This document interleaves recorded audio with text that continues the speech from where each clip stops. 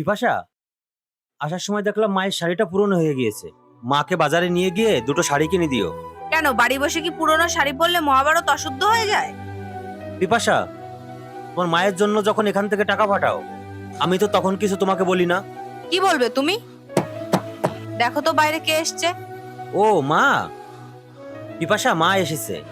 মা ঘরে এসে বসো। ঘরে আনতে হবে না, ঘাড় ধাক্কা দিয়ে বের করে দাও। আচ্ছা ঠিক আছে। উফ মা গো।